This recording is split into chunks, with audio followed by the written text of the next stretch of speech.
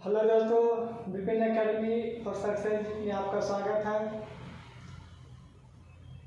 तो हम आज का टॉपिक जो लाए हैं वो 5S कॉन्सेप्ट है। 5S concept. इसके पहले हम सेफ्टी सेंटर सब टॉपिक पढ़ा रहा हूँ। फर्स्ट एड पढ़ाया था इसके पहले। उसके बाद सेफ्टी का लास्ट टॉपिक हम पढ़ाने जा रहे हैं 5S कॉन्सेप्ट। ये टॉपिक पढ़ाने के बाद सेफ्टी सामान्यतः समाप्त हो जाएगा और सेफ्टी चैप्टर समाप्त होने के बाद अगला वीडियो में हम उसका सारा ऑब्जेक्टिव करा देंगे। टोटल ऑब्जेक्टिव जितना भी सेफ्टी संबंधित ऑब्जेक्टिव होगा वो सब हम करा देंगे। तो सेफ्टी खत्म हो जाने के बाद इसका ऑब्जेक्टिव कराएंगे। ऑब्जेक्टिव इसका समाप्त हो जाएगा तो उसके बाद हम सेकंड चैप्टर में प्रवेश करेंगे। उसका नाम है माप और मापी यंत्र, measurement and measuring instrument. Safety खत्म होने के बाद हम पढ़ाएंगे माप और मापी यंत्र, मेजरमेंट एंड मेजरिंग इंस्ट्रूमेंट पढ़ाएंगे। तो आज लास्ट टॉपिक है सेफ्टी का, पढ़ लीजिए। इसके बाद हम ऑब्जेक्टिव सारा ऑब्जेक्टिव मैं करा दूंगा A to Z। तो सबसे पहले जानेंगे 5S। 5S है क्या? 5S कहाँ से आया है, इसकी उत्पत्ति कहाँ से हुआ है? तो 5S जो है S से स्टार्ट होने वाला 5 जापानी शब्द है। S से स्टार्ट होने वाला 5 जापानी शब्द है। इसका उत्पत्ति ही जापान में हुआ था। तो उत्पत्ति क्या हुआ था? तो वर्कशॉप में कार्य, फैक्ट्री में कार्य वगैरह करने में जो परेशानियां कुछ आती थी तो कुछ वहाँ का रूल बनाया, नियम बनाया। उस रूल नियम के अंतर्गत से ही ये 5S कॉन्सेप्ट निकला। इसमें 5 शब्द S से शुरू होने वाला 5 शब्द है, इसे कॉन्सेप्ट दिया गया है। वो सीक्वेंस में उसको सही से पालन करने से क्या एक अच्छा परिणाम निकला। इसलिए इसे पूरा विश्व इस शब्द को फॉलो करता है। हर फैक्ट्री इसको फॉलो करता है। आप भी फॉलो करते हैं अपने लाइफ में, करना भी चाहिए। तो 5S क्या है? तो 5S डिफिनेशन जानेंगे कि 5S एक ऐसी प्रणाली है जो एक व्यवस्थित कार्य प्रक्रिया को कायम रखते हुए अपव्यय को कम करती है एवं उत्पादकता को बढ़ाती है एवं दृश्य संकेतों का उपयोग कर और अधिक तर्कसंगत परिणाम प्राप्त करने में अपना योगदान देती है। फिर समझिए, 5S एक ऐसी प्रणाली है। क्या एक ऐसी प्रणाली है जो एक व्यवस्थित कार्य तो होता है, सब आप भी काम करते हैं, हम भी काम करते हैं, सब लोग काम करते हैं, लेकिन काम करना एक व्यवस्थित काम करना, दोनों में अंतर होता है। तो एक व्यवस्थित कार्य प्रक्रिया को कायम रखता है। 5S जो है एक कार्य की व्यवस्थित प्रक्रिया को कायम रखता है और उसमें जो अपव्यय आता है, फिजूल का जो खर्च होता है, उसको बचाता है और प्रोडक्शन क्या करता है? अधिक करता है, उत्पादन में वृद्धि करता है।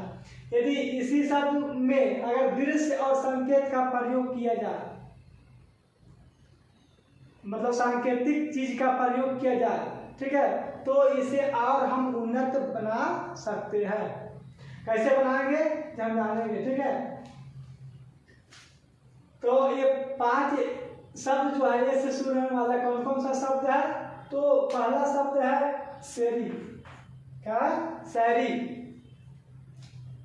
दूसरा है सेशन, तीसरा है सेशो, चौथा है सेकेत्सु, पांचवा है शित्सुके। ये 5 जापानी शब्द है, लेकिन इंडियन में आया तो इंडियन भी इसका एक शब्द देकर अलग मीनिंग दिया। इसी के जैसा एक सेम मीनिंग वाला शब्द यहाँ दिया गया। तो शैरी यानी कि उसका अर्थ हुआ सॉर्टिंग। हम लोग ने क्या जानते हैं? सॉर्टिंग। सॉर्टिंग का अर्थ होता है छटनी। क्या होता है? छटनी। तो यहाँ समझिएगा कि छटनी क्यों जरूरी है, सॉर्टिंग क्यों जरूरी है। आप सबसे पहले अपने जीवन से में आप अपने घर से ही शुरू करिए समझने के लिए कि मान लीजिए आप अपने घर के साफ सफाई करते हैं, दीपावली में करते हैं, ठीक है, उसके पहले नहीं करते हैं। तो दीपावली में साफ सफाई करते हैं तो क्या देखते हैं कि सारा सामान को तो पहले हटा कर पेंट वगैरह करते हैं, और उसमें तो देखते हैं जो अननेसेसरी सामान है, जो अनावश्यक वस्तु है, उसको हम क्या करते हैं, निकाल कर डस्टबिन में डाल देते हैं। बाहर कूड़े वाला गाड़ी आता है, उसको कचरा में बेच दिए, वैसे कुछ पैसा ले लिए, किसको, जो अनावश्यक सामान है उसको क्या करते हैं, छटनी करते हैं। कब, दीपावली से पहले करते हैं। तो क्या हुआ, हमारा सॉर्टिंग हुआ। तो आप अपने घर में भी प्रयोग कर रहे हैं, ठीक है। यही काम वर्कशॉप में होता है, फैक्ट्री में होता है। और वर्कशॉप में क्या है, जब वर्कशॉप जहाँ काम करते हैं तो देखते हैं वो कोई वस्तु इधर बिखरा पड़ा है, कुछ वस्तु इधर बिखरा पड़ा है, कुछ माल इधर रखा हुआ है। तो ऐसा नहीं होता है, उसको छापने करिए। सबसे पहले क्या करिए, छापनी। जो अनावश्यक वस्तु है, जिसका उपयोग नहीं है, उसे वहाँ से वर्कशॉप से क्या बाहर रख दीजिए, अलग में रख दीजिए, ठीक है। उसका एक अलग काउंटर या अलग स्थान तय करिए जहाँ की बेस्ट वस्तु को रखा जाए, ठीक है। ये क्या सॉर्टिंग जरूरी है कि नहीं जरूरी है। तो ये जापान इसका क्या किया, स्टैंडर्डाइजेशन कर दिया। ये सब हम लोग पहले से करते आ रहे, खानदानी से करते आ रहे सब, ठीक है। लेकिन उसको एक नाम दिया, किताबों तक लाया, एक सही शब्द दिया और सबको फॉलो करने के लिए कहा गया। और सब लोग उसको अच्छा ही तो फॉलो करेंगे ही, लेकिन हम लोग पहले से ही फॉलो करते आ रहे हैं। तो सेरियन सॉर्टिंग छाटने समय में आ गया, ठीक है। क्या अनावश्यक वस्तु को क्या करना, हटा कर रखना, और जो काम की वस्तु है उसी को प्रयोग में रखना, उसी को मतलब कि रखना। दूसरा है सेशन, ठीक है। सेशन यानी कि इसका मीनिंग हुआ setting in order, setting in order यानी कि कर्म निर्धारण। सेटिंग इन ऑर्डर यानी कर्म निर्धारण। ये भी काम हम पहले से करते आ रहे हैं। कैसे, जब हम स्कूल जाते थे, हम लोग स्कूल में पढ़े हैं, तो देखिए उसमें जो नाटा बच्चा आता है, छोटा बच्चा आता है, उसको लाइन में आगे रखा जाता है। जब प्रेयर होता है ना स्कूल में, प्रार्थना में, उसको आगे रखा जाता है। उससे बड़ा बच्चा, फिर उससे बड़ा, जो सबसे बड़ा बच्चा है, सबसे लंबा है, उसको लास्ट में खड़ा किया जाता है। तो क्या हुआ, एक तरह के सीक्वेंस बना, क्या बना, एक तरह से एक कर्म निर्धारण किया गया कि पहले छोटा रहेगा, उससे बड़ा रहेगा, उससे बड़ा, उससे बड़ा रहेगा, ठीक है। ये फैक्ट्री में, दुकान में, हर जगह ये उपयोग करते आ रहे हैं, लेकिन इसको जानकारी नहीं था।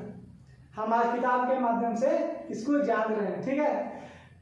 आप किराना दुकान में जाइए, ठीक है, या दवा खाना के दुकान में जाइए, तो वहाँ भी कर्म निर्धारण रखा गया। उसको भी एक सीक्वेंस में दवा को सेट किया जाता है कि जो ज़्यादा बिकने वाला दवाई है उसको पहले रखा जाए, जो बहुत कम बिकता है उसको लास्ट में रखते हैं, ठीक है, ताकि उसको निकालने में क्या हो, आसानी हो। हम काम में कोई काम करते हैं, जो वस्तु का उपयोग, जो उपकरण का उपयोग बार बार हो रहा है, उसको अपने पास रखते हैं, ठीक है। और काम के दौरान किसी वस्तु का उपयोग 1 घंटा के बाद, 2 घंटा बाद, 2 दिन के बाद होता है, तो उसको साथ में नहीं रखते हैं। उसको क्या करते हैं, कहीं दूसरे जगह उसका स्थान निश्चित रहता है, वहाँ उस वस्तु को रखा जाता है। तो ये सेटिंग ऑर्डर समझ में आ रहा है बात। जैसे हम ड्रिल बिट बॉक्स जब खरीदते होंगे, उसमें ड्रिल मशीन आता है, ड्रिल बिट रहता है, तो ड्रिल बिट का डिफरेंट साइज रहता है। 5 mm का है, 8 mm का है, 10 mm का, 12 mm का, है ना, 30 mm का। तो सबका एक सीक्वेंस में रखा रहता है कि 5 mm का एक घर बना तो उसमें 5 mm का ड्रिल आएगा, 10 mm वाला 10 mm का ही आएगा, ठीक है। तो उस तरह से उसको क्या किया गया, एक ऑर्डर में क्रमबद्ध तरीका से रखा गया है। तो इसे क्या कहते हैं, सेटिंग ऑर्डर। ये सब जिसे हम लोग अपने रूम में किताब रखते हैं, तो जब हम लोग पढ़ना शुरू करते हैं 8, 9, 10 से, तो बहुत सारा किताब अगर रखते हैं कॉपी, बहुत सारा किताब हो जाता है, ठीक है। अब कंपटीशन प्रवेश कर जाते हैं, तो इतना किताब हो जाता है कि अगर उसको सब सही से हम सीक्वेंस में नहीं रखे, तो हमको अगर कोई किताब निकालना, ढूंढना हो, तो हमको नहीं मिलेगा। पूरा किताब बुक मिला के रख दो, ठीक है। अलमीरा में आप 8-9 का बुक खोजिए, खोजते रहे, एक एक करके खोजना पड़ेगा आपको। बुक को ढूंढने में आपको कम से कम 1 घंटा, 2 घंटा, 1 दिन में लग सकता है अगर ज़्यादा किताब है तो। क्यों? क्योंकि आपका जो रख रखा था वो सीक्वेंस में नहीं था, उसी ऑर्डर में नहीं था, उसका कर्म निर्धारण आप नहीं किए। अगर हम कैटेगरी बाय करके रखें, इधर 7 का बुक है, 8 का बुक इधर है, ठीक है, उसके बाद 9 का बुक रखे, उसके बाद 10 का बुक रखे, है ना, उसका कंपैरेटिव बुक रखे, जो हम डेली पढ़ते हैं उसको फर्स्ट में रखें, तो उस तरह से हम लोग बुक को खोजने में क्या होगा, आसानी होगा। उसमें कागज में लिख कर चिपका दिया जाए 7th का बुक 8th का बुक है ना, तो उसे दूसरा आदमी भी आसानी से खोज सकते हैं। मैं बोला किसी को जाओ मेरा बुक ले गया तो हो गया किधर रखा का मालूम, लेकिन अगर उसमें लिख कर साटा हुआ उसी को बोलते हैं सांकेतिक, वहाँ बोला गया दृश्य एवं संकेत का उपयोग करके उसका उन्नत बना सकते हैं। ठीक है, तो हर बुक का कैटेगरी के साथ अगर उसका नामकरण कर दिया जाए, या फिर मान लीजिए अलमारी में इस तरह से बुक रखा जाता है, इस तरह से बुक रखते हैं।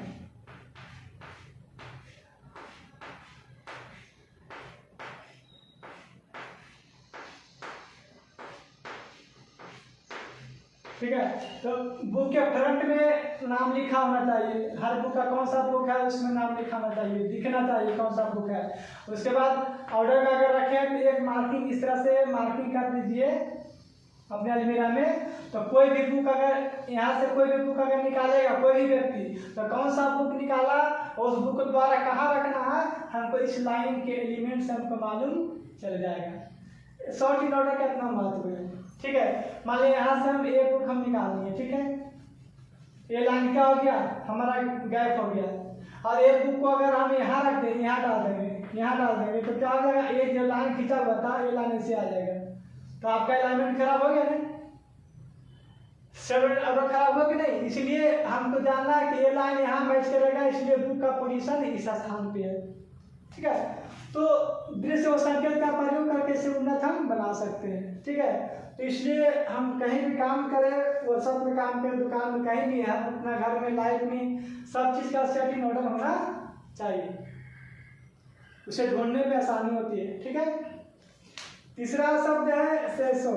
ठीक है, सेसो यानी कि सिंप्लीफाइंग, यानी कि इसका है सरलीकरण, सिंप्लीफाई मतलब सरलीकरण, यानी कि किसी मशीन का निर्माण किए, कोई काम करने का कुछ जुगाड़ लगाए। ठीक है, तो ऐसा सिस्टम होना चाहिए जो आसान हो चाहिए, उसे हर व्यक्ति उस मशीन पे जा काम कर सके, उस वर्क पर कोई जाकर आसानी से काम कर सके, ऐसा व्यवस्थित होना चाहिए।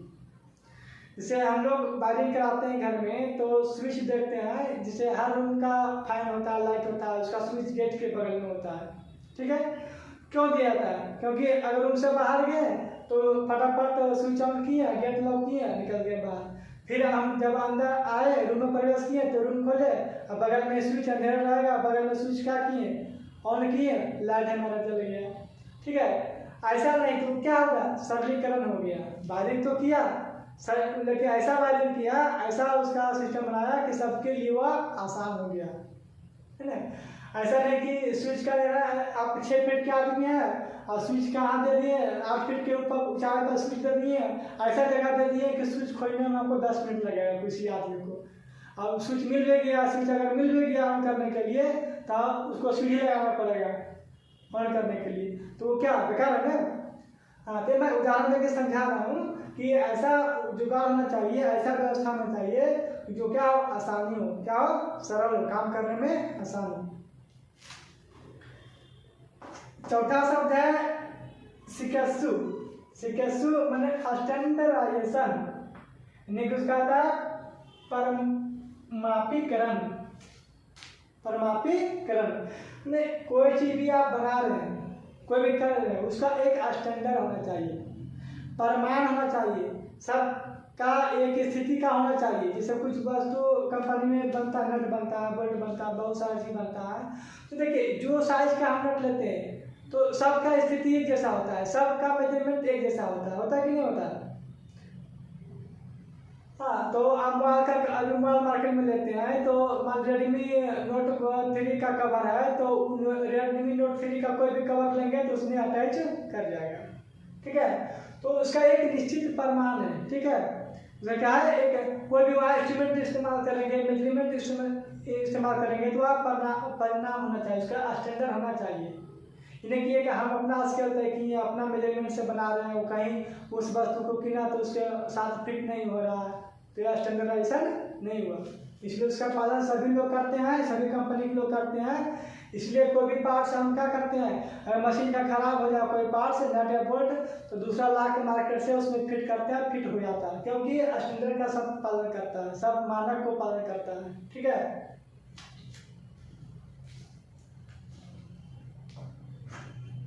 मानक मतलब समझ, जैसे 1 kg हम आलू लिए तो इंडिया में या विश्व में कहीं भी जाएंगे तो उसको वजन करेंगे तो 1 ही kg होगा। ये कि हमारा पैमाना अलग है, हम 1 kg हम तो 1.5 kg उसको बोले 1 kg, कहीं जाएगा तो आधा kg बेसी होगा, वैसा नहीं, वही मानक हुआ, मानक उसका 1 ही होना चाहिए। ठीक है, जो सब जगह फॉलो करता हो सब उसको फॉलो करता हो। सब टेबल बनाते हैं तो टेबल का भी साइज होता है 3.5 फीट स्टैंडर्ड साइज होता है, उसी साइज में हर टेबल मिलता है। हाँ, स्पेशल ऑर्डर दीजिएगा तो कुछ ऊंचा टेबल या कुछ नीचा टेबल आपको मिल सकता है, लेकिन उसका स्टैंडर्ड साइज अगर लीजिएगा मार्केट में तो वही 3.5 फीट के आसपास जो टेबल रहता है उसका स्टैंडर्ड साइज होता है।